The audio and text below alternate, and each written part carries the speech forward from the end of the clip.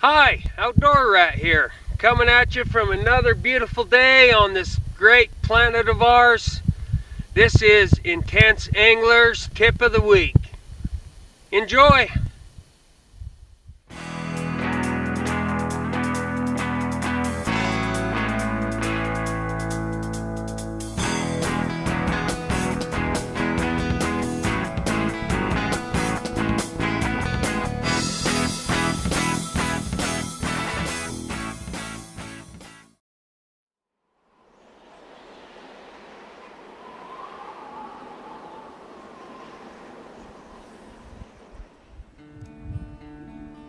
A significant portion of the enjoyment that I find in the outdoors is derived not only from these beautiful locations and scenery to be found here, but from the amazing animals that call these places their home. And so today, with the help of a few of my friends, we're going to share some tips on how to capture these animals on film, so that these experiences and memories can be preserved and shared.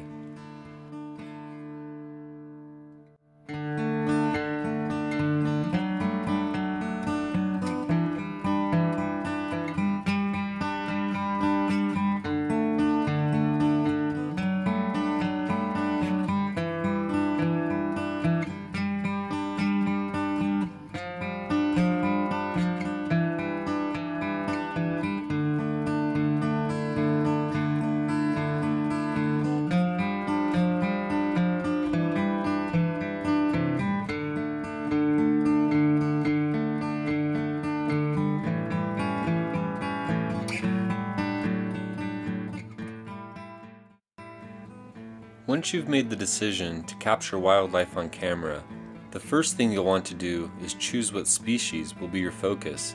In this instance, I've chosen mule deer.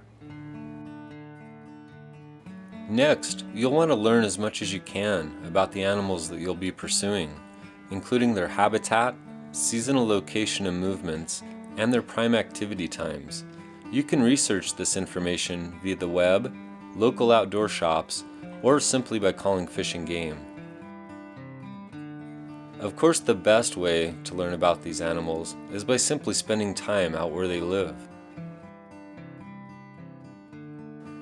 Of course, to get the shots that you want, you're going to need a few pieces of equipment. The most important, of course, being a good camcorder. Something with a high zoom is preferable here. You're going to want a good tripod to get stable, clean, clear shots. A good pair of optics help in spotting wildlife from a distance. And of course, when you're in the field, you want to carry a map and compass for navigation. And you're going to need a good pack to carry all of your equipment in, as well as the gear for a long day out in the field. Now that you're geared up, it's time to head out and look for some animals.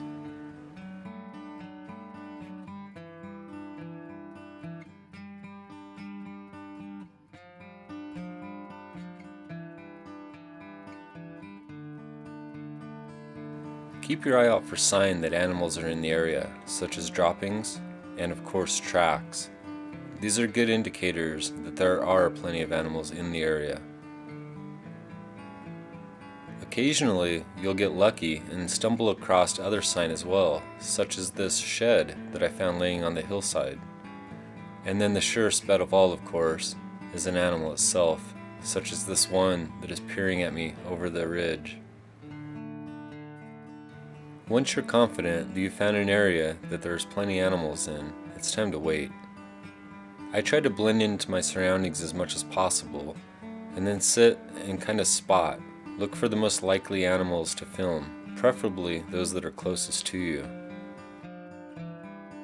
Once you've found some good candidates to film, sometimes you need to get into closer range by stalking. This is best accomplished by keeping a low profile and moving quietly, trying to use natural cover such as sagebrush to conceal yourself. Now that you're in range, it's time to set up, get out your equipment, and begin filming. You have multiple options for shots. I like group shots like this on occasion because it allows you to see the animals interacting, and sometimes you get a very interesting dynamic.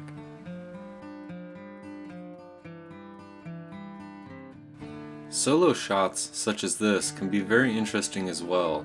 Sometimes it allows you to capture the animal's mannerisms quite well. Just remember to keep the animal in frame.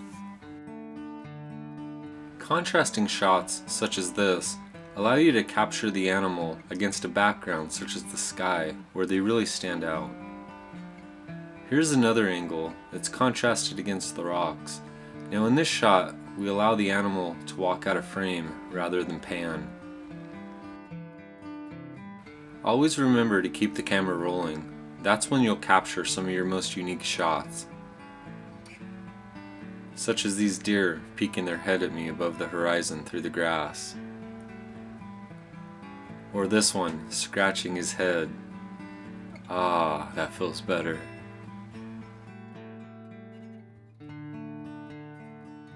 I always feel so fortunate to be able to encounter some of the wildlife such as we've seen here today. And in keeping with the leave no trace philosophy that many of us follow, please remember that dealing with these wild animals is no different.